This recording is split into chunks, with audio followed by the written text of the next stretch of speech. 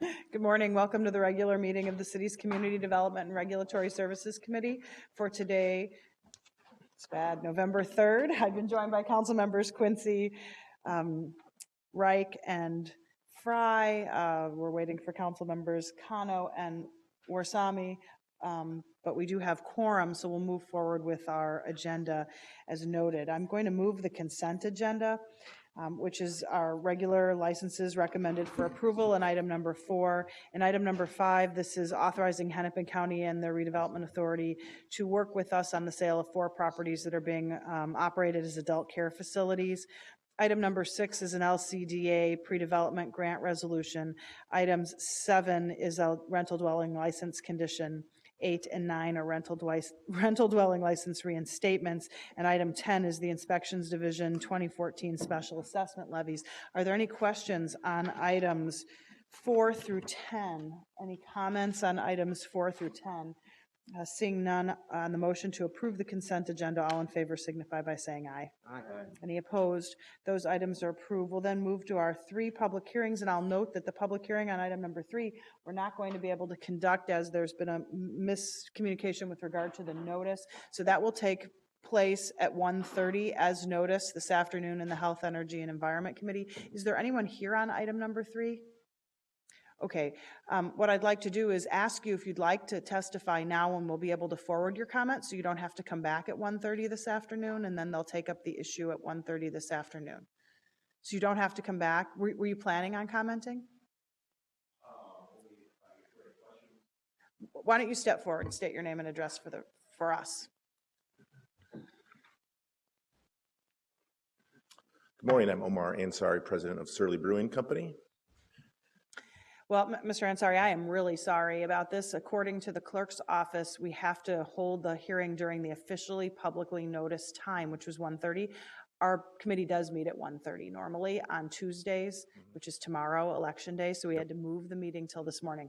We've only received so far 4 letters, all in support of your application, and so we have a regularly scheduled meeting today at 1:30 anyway, so we're going to take up the application and given everything I've seen, move it forward. So you do not need to come back at 4:30 if you don't want to. I'll ask the clerk since he's here. I mean, we have the owner who came all the way down here. I'd be happy to come back at 1:30 also. It's kind of getting our liquor license approved is kind of a big deal for our whole project, so it's certainly no big problem. Casey, did you want to say something? Madam Chair, as you noted, due to a clerical error, the public hearing for your application was noticed at 1:30 this afternoon, and therefore the official public hearing must be conducted at 1:30. The chair was gracious to offer a public comment period this morning for anyone who was here to testify about the application, and all of those comments then would be referred to the clerk to be incorporated into the full record on that application. Did you have anything you wanted?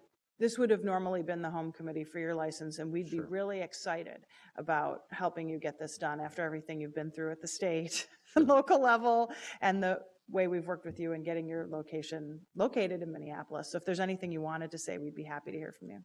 Yeah, we're excited to, we're very close to getting our building complete, hopefully later this month, and looking forward to being able to have all the folks stop on by and see sort of what our whole plan really was about with our outdoor space and all that we're trying to do. So just looking forward to moving things forward. We've had a number of meetings with Perry, the neighborhood association, and they seem to have been in full support of what we've been doing. So trying to work with them as much as we can to alleviate any concerns they might have. So hopefully we've done that and we can move along and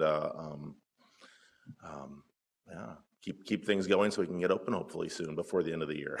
Well, I assure you that it doesn't normally happen that we have 2 meetings on the same day. So this will not be delayed at all in any way as a result of this. And I did confer with Councilmember Fry, who also serves on that committee, and he'll be there this afternoon to make sure that it was noted that you were here this morning and that we were very excited about your plan moving forward. And hopefully there'll be no glitches and it'll be approved by 1:35 this afternoon.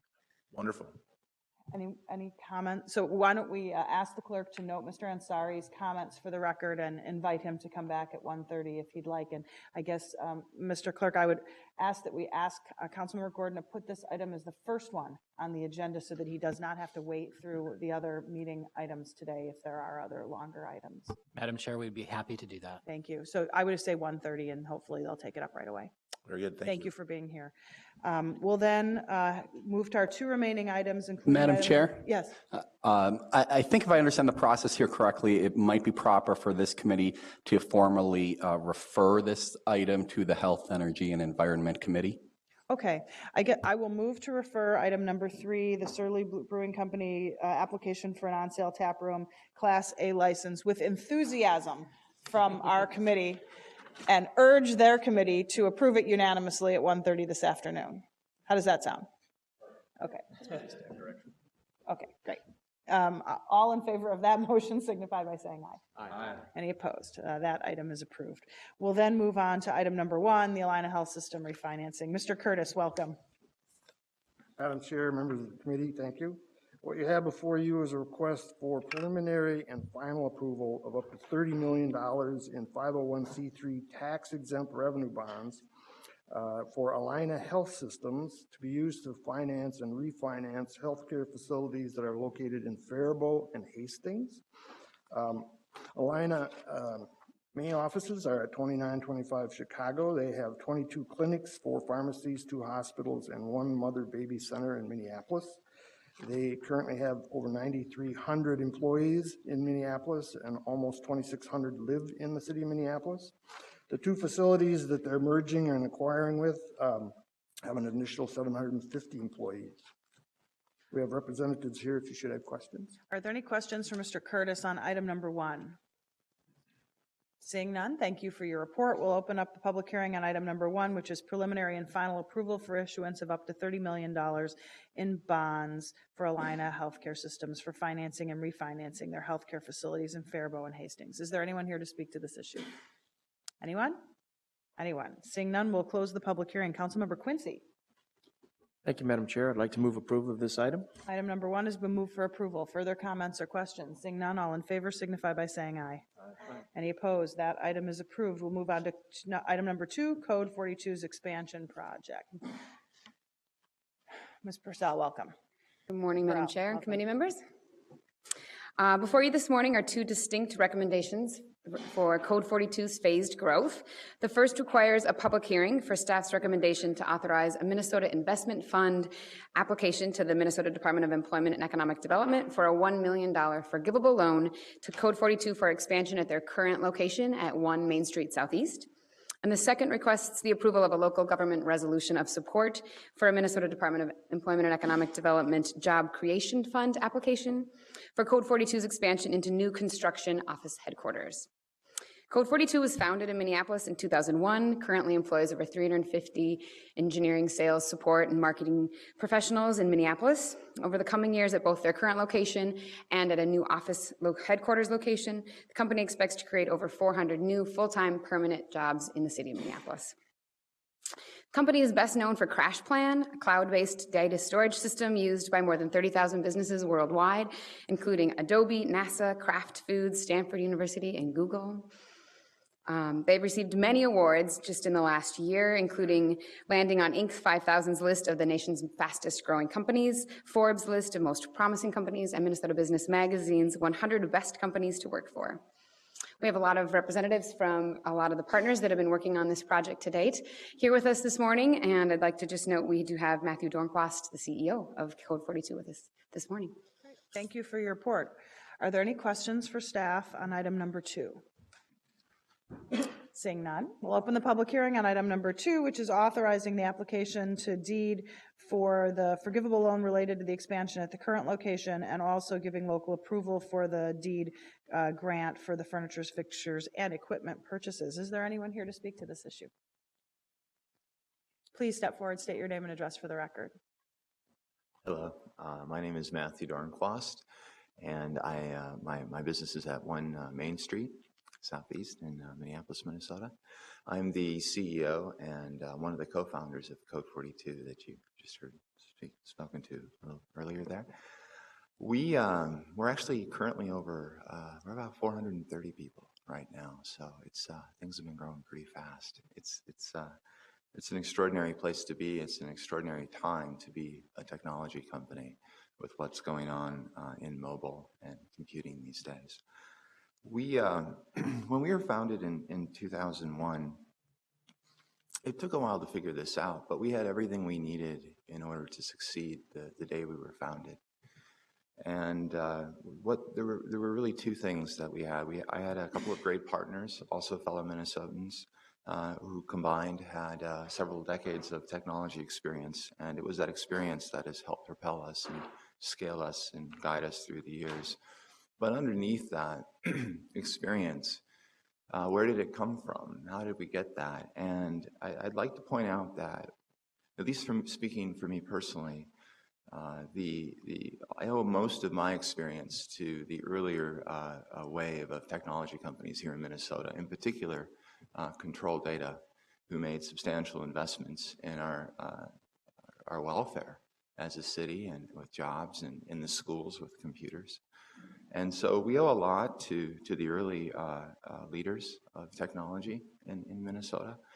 And I look forward to attempting to reestablish leadership in technology here in Minnesota with the great folks that we have here at Code 42. So, Well, thank you so much for taking the time to come down this morning. yeah, thanks. Is there anyone else here who'd like to testify? Anyone? Anyone? Seeing none, we'll close the public hearing. Councilmember Frye. Thank you, Madam Chair, and if I may, I'd like to make a few comments as well. First off, we are thrilled that you have started off your business in the city of Minneapolis. It's an extremely forward-thinking business, and I've read through exactly what you guys do about 15 times, and I still can't totally figure it out. But I know it's impressive. I've heard Code 42 referenced on numerous occasions as the next Google. So clearly, you're making waves in the IT world. And I know also that you were lured and attracted by several other cities in the country, and for very good reason. I mean, the investment that you're putting in, the number of jobs that you're creating, and the way you're able to highlight a city simply through the entrepreneurship and the business that you've got is impressive, and there's a good reason that other places want you. Austin and Silicon Valley, just to name a few. But you chose here. You chose here where you got started. I want to thank Deed for working with you guys as much as possible and making sure that you stick around. And while I am the council member for the 3rd ward, and we are slightly sad to see you move down to the 10th ward, potentially, we are thrilled to have your expansion over there on Main Street. It's a bit of a weird building, but you guys are an odd company as well, so I think it's a perfect match in many respects. So I, with great enthusiasm, move approval of item number 2. On Councilmember Frye's motion to approve, are there further comments or questions? Seeing none, all in favor signify by saying aye. Aye. Any opposed? That item is approved. Thank you for being here today. Seeing that there is no further business before the committee, we stand adjourned.